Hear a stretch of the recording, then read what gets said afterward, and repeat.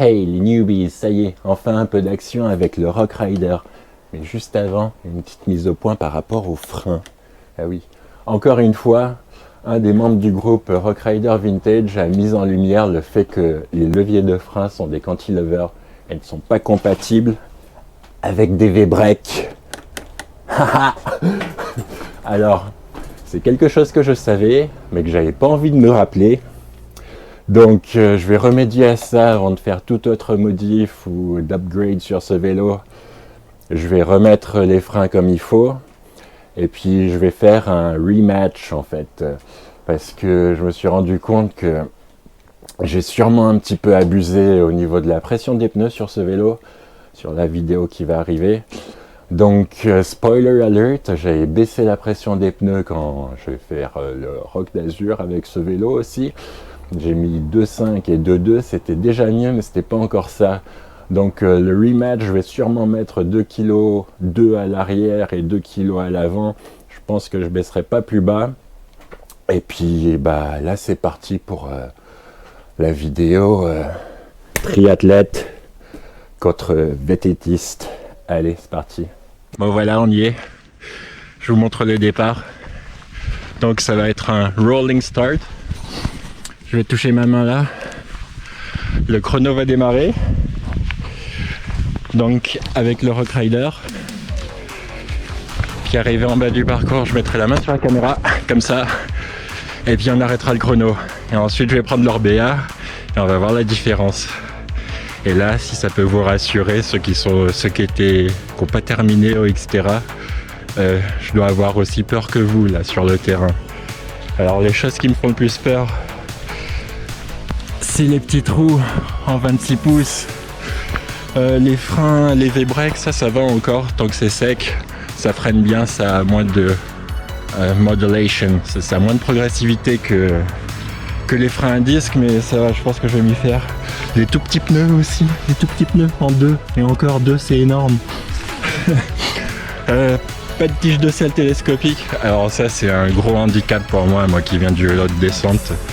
Je vais pas pouvoir danser comme je veux sur ce vélo pour avoir l'équilibre qu'il faut. Donc il y a certains endroits qui m'inquiètent un peu, mais on va voir ce que ça donne. Allez, on est parti. Go! Et déjà, oh purée, ça secoue de partout.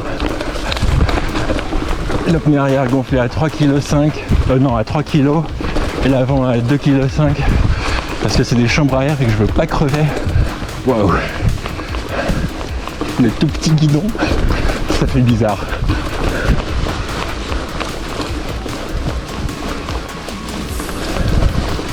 Alors il se peut que je choisisse pas les mêmes lignes avec ce vélo et avec l'autre.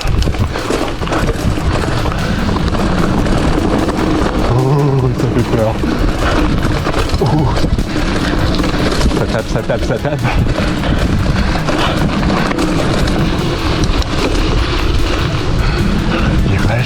Oula. La direction avant est super bizarre.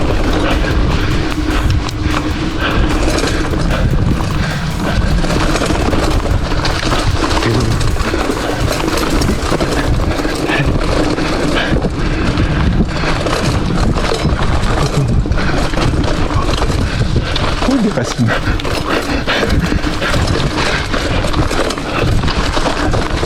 Ouais, bon bah finalement les V-breaks ça freine pas tant que ça.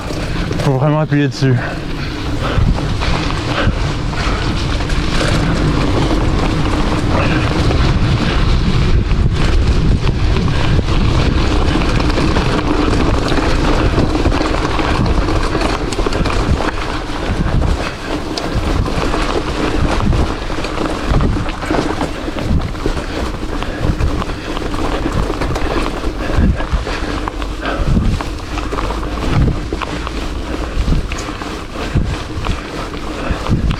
Montée technique. Waouh.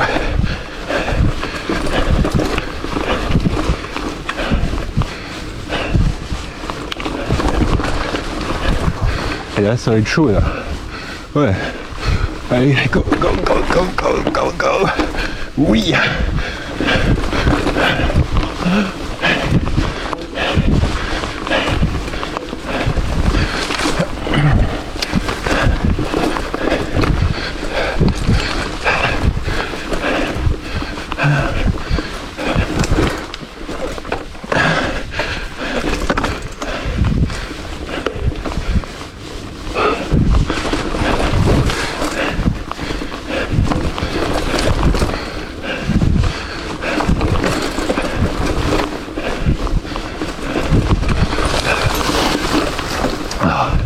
Le vélo est rebondit dans tous les sens.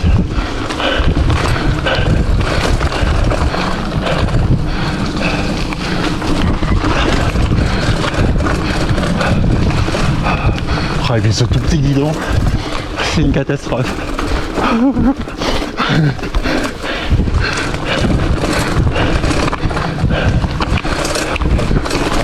Oh.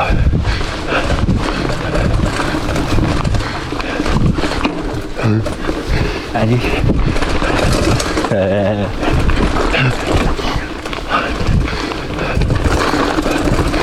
C'est là que ça va devenir un peu plus compliqué. Ouh.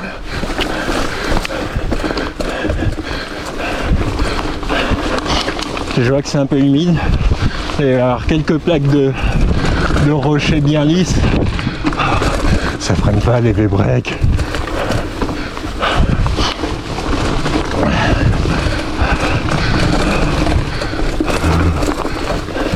Yikes.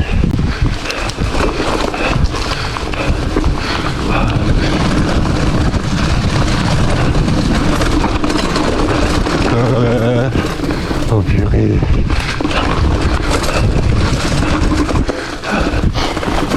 Yikes.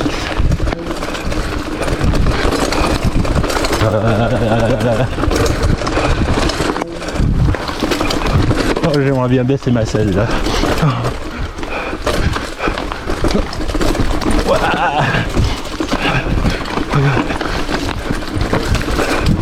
Ah oui. Glisse. Oh la vache. Voilà.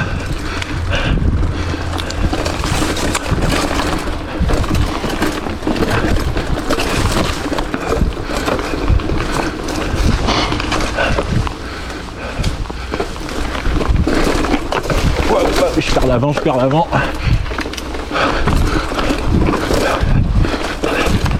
C'est comme ça. Remets vite les pieds sur les pédales. Ne te crispe pas plus que tu ne l'es déjà.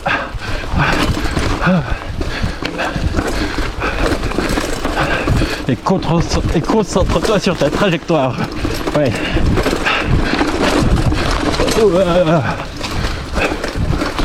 Oh, c'est pas drôle.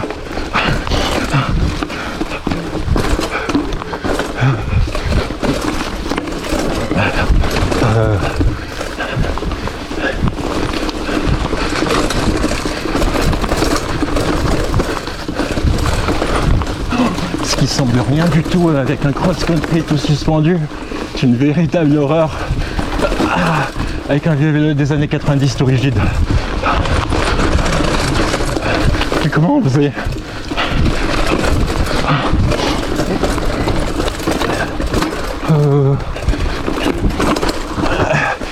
Aïe, tourne. Allez, je vais mettre du gaz.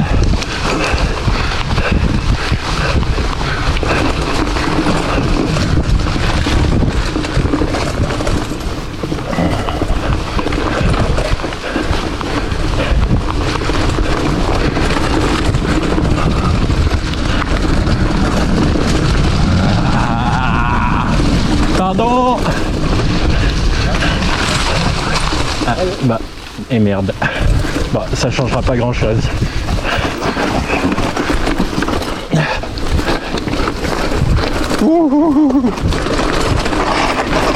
Bon, ok, moi je m'arrête là. Alors, je voulais continuer là en bas, mais vu comme c'était violent là, je vais pas aller jusqu'en bas. Trop technique pour ce vélo. Surtout pour une première fois. J'ai pas du tout roulé ce vélo. Je l'ai remis en état et je suis parti faire l'essai là, tel quel. Donc voilà, on va voir ce que ça donne le chrono. Et là je vais récupérer l'Orbea. Et puis on va refaire cette section. Ok les newbies. Donc même endroit. Voilà. Petit poteau pour dire go. Autre vélo. Donc l'Orbea, 100 mm de débattement devant, 300 mm de battement derrière, des roues en 29 pouces, l'avant gonflé à 1 bar 8 et l'arrière gonflé à 2 bars, comme j'ai l'habitude de faire. Là, le setup a absolument pas bougé depuis le Xterra. Je n'ai pas touché ce vélo depuis le Xterra, je l'ai pas du tout roulé et je l'avais nettoyé aussi bien que j'ai pu avec les 2 € qui me restaient dans la poche. Axon Rupt pour pouvoir nettoyer le vélo au Karcher haute pression. Mais ouais, il reste encore pas mal de boue, comme quoi ça démontre que c'était sacrément boueux ce jour-là. Donc encore le petit plateau en 28 et on est parti pour un rolling start et go, et puis on va voir ce que ça donne. Go!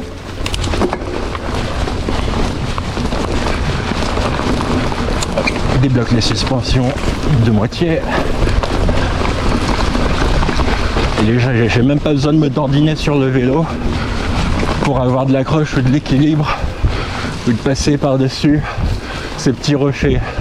Là, j'ai l'impression de rouler sur la route. On débloque complètement la suspension. Baisse un peu la tige de selle.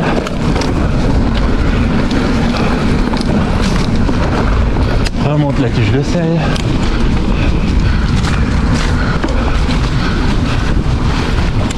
Remet la suspension à moitié.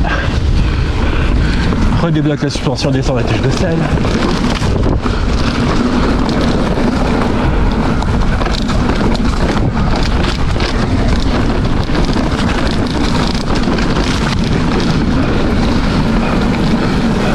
On monte la tige de selle. Suspension à moitié.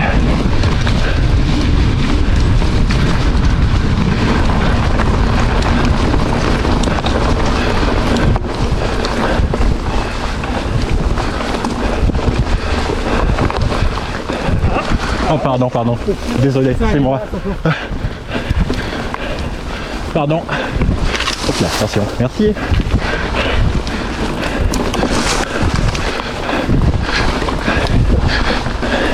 Voilà, comme ça je serai gêné sur les 2 parcours. Enfin, avec les 2 vélos. Pardon. Merci, c'est moi.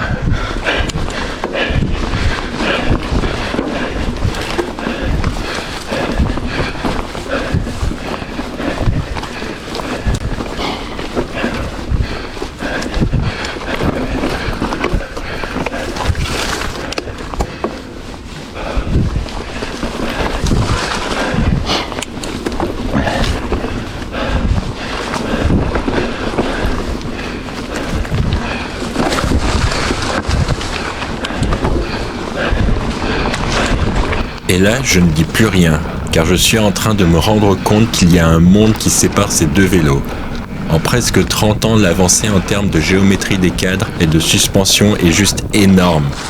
Même si le Rock Rider en est pas équipé, les fourches avec des débattements de 40 mm voire 80 pour les plus exotiques, réservées pour la descente, la plupart des fourches étaient juste équipées d'élastomères ou de ressorts.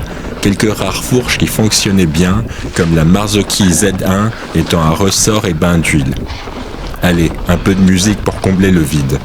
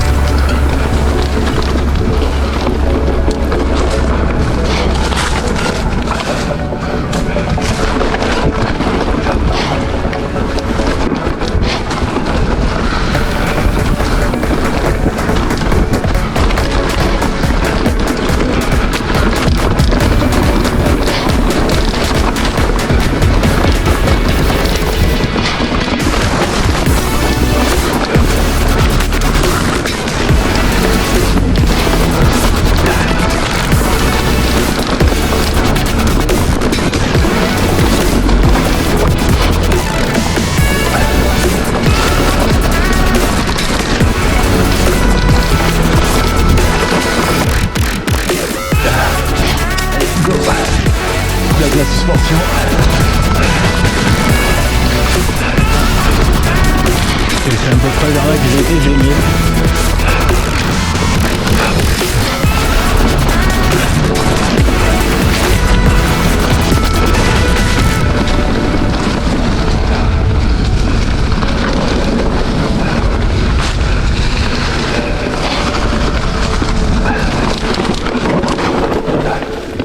Wouhou!